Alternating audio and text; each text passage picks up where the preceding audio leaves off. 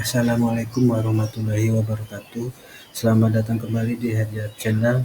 Di video kali ini saya akan berbagi tutorial tentang cara pemanfaatan atau penggunaan Smart Chips atau Smart Canvas pada Google Dokumen. Ini adalah fitur baru dari Google, khususnya Google Dokumen untuk bisa mengelola dokumen dengan lebih canggih lagi. Nah, di sini saya akan mempraktekkan cara mengetek ya, atau memanggil baik itu orang maupun dokumen. Fungsinya ini bisa kita manfaatkan sesuai kebutuhan kita. Misalnya kalau untuk di sekolah bisa untuk pembelajaran, misalnya kita bisa membuat materi-materi pembelajaran, seluruh materi bisa kita tuliskan dan bisa kita lampirkan dokumennya langsung kita tempelkan ya. Dan nantinya bisa kita bagikan dengan tim rekan kerja kita atau siswa kita. Bisa juga untuk berkolaborasi dengan tim ya, nanti setiap tim bisa saling melampirkan dokumennya langsung ke dalam Google Dokumen ini, baik berupa file, folder, ataupun dokumen lainnya. Baik, di sini akan langsung saya praktekkan. Misalnya di sini saya akan membuat sebuah buku materi di mana di sini akan ada kumpulan materi-materi pembelajaran yang sudah kita susun. Di sini sudah saya buat misalnya per KD. Di dalam KD itu kompetensi dasar, ada materi-materi ya, mulai materi 1, materi 2, materi 3 dan selanjutnya. Nah, selesai materi bisa kita berikan tes. Terus dokumen masing-masing materi bisa kita lampirkan. Kalau sudah selesai masih kita bisa buat lagi untuk KD berikutnya ya. Bisa juga kita gunakan untuk mengelola lembar kerja ya.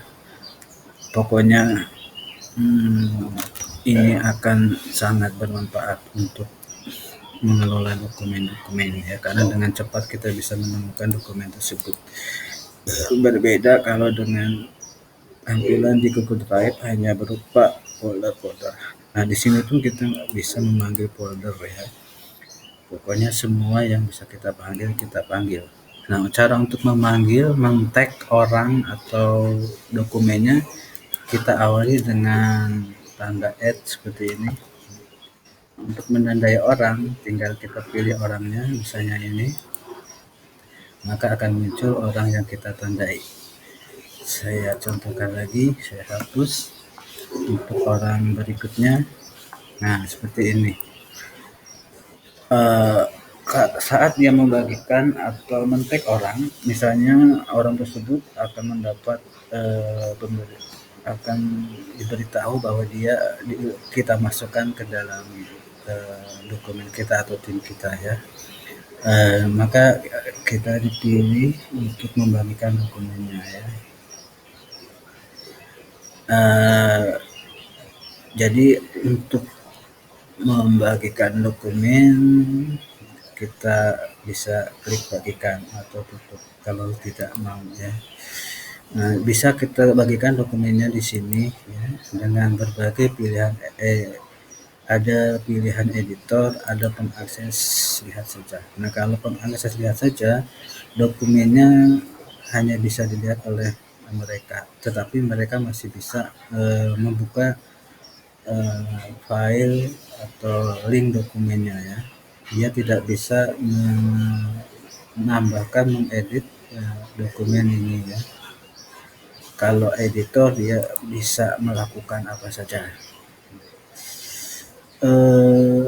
Dan perbedaannya antara mengetek orang menggunakan akun biasa dengan akun Google Workspace terlihat seperti ini.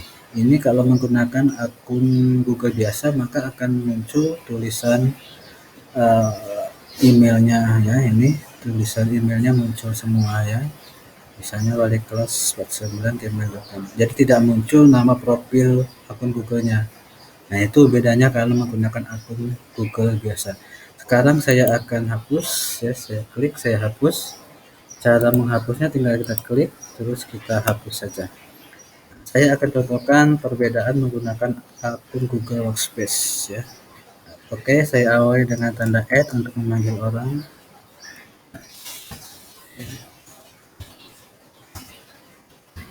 Nah, kita ketikkan saja orangnya, misalnya ini. Kalau kita klik, ini menggunakan akun Google Workspace, contohnya adalah akun belajar.id.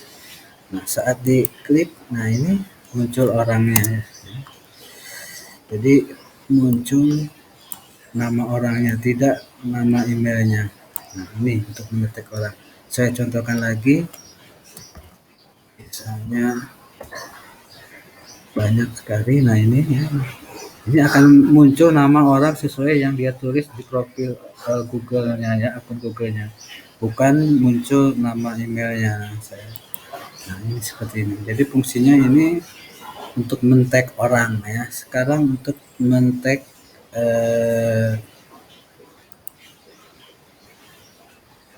dokumen ya. Untuk men-tag dokumen sama, tinggal kita awali dengan tanda add, panggil dokumennya. Misalnya dokumennya tentang apa ya, nama dokumennya, filenya misalnya LKS.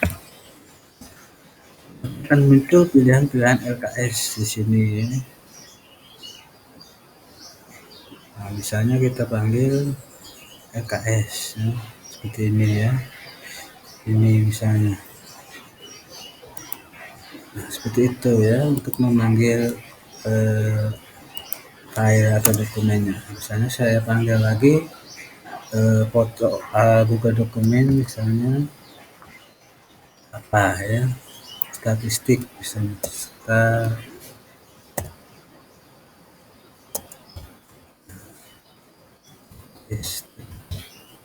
nah, muncul ini Google dokumennya. Kita panggil Google Sheet-nya misalnya test. Nah, ini quick test ya. Kita panggil. Seperti itu cara memanggilnya. Kalau kita panggil folder misalnya, ketikkan foldernya misalnya PDB. Nah, ini kan muncul PDB. Nah, seperti ini ya.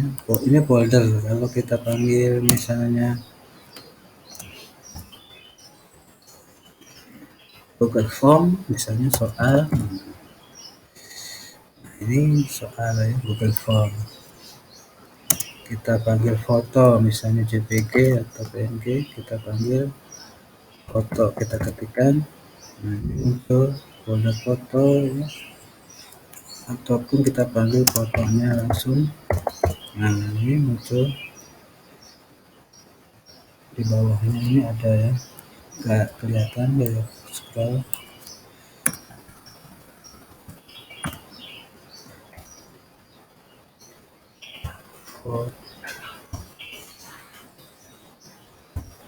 Foto. Nah, ini foto. Nah, jadi semua dokumen, file, berbagai jenis dokumen, bahkan folder bisa kita cantumkan di sini. Untuk materi 2 misalnya bisa kita lampirkan lagi. Jadi ini materi-materi bisa gampang kita kelola, organisir menggunakan Google Dokumen, karena langsung kita tempelkan atau lampirkan dokumen-dokumen yang mendukungnya ke dalam Google Dokumen kita. Terus kita bagikan ya. Seperti itu untuk mengelolanya. Jadi ya, ini fitur baru yang sangat berguna ya, tanpa harus kita susah-susah memasukkan linknya. Oke, ini saya sudah bagikan dokumen ini. Saya akan berperan sebagai rekan lain menggunakan akun lain, akun saya sendiri. Ini adalah akun rekan saya.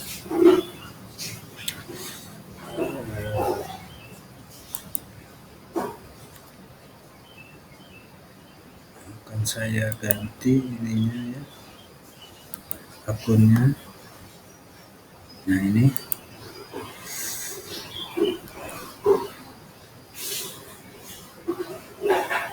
Nah, ini sudah berganti akun. Nah,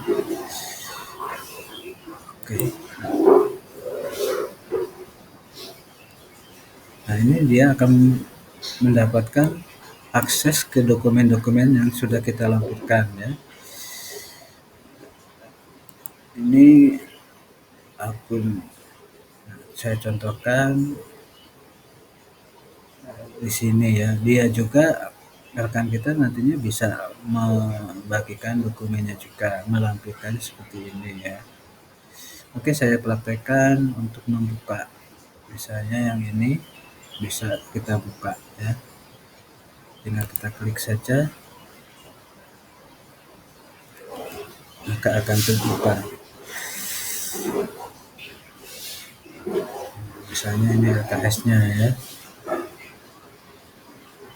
seperti ini. Oke, berikutnya saya akan membuka folder. Ini adalah folder ya, folder. Ini folder yang ada di Google Drive kita. Nah, maka terbukalah foldernya ya.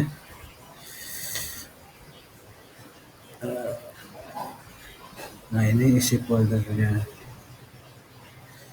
Berikutnya saya contohkan foto atau gambar ya.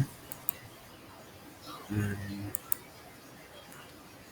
jadi dengan cepat kita bisa menemukan dokumen ya, seperti ini. Jadi ini keunggulan dari Smart Canvas atau Smart Sheets. Jadi bisa kita mengelola berbagai materi dalam satu semester atau dalam satu tahun ya. Bisa saja sih menggunakan Google Classroom, cuma kalau Google Classroom itu materi-materinya disusun berdasarkan topik-topik ya.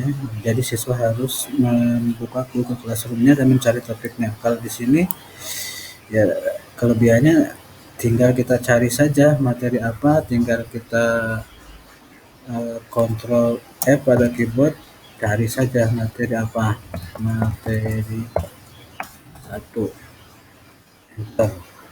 Maka dia akan menuju ke materi 1. Jadi mencari dokumen apa, ini keunggulannya ya, tes misalnya.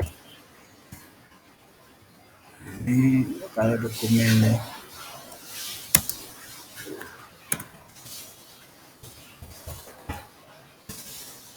Ini dokumennya tapi ya.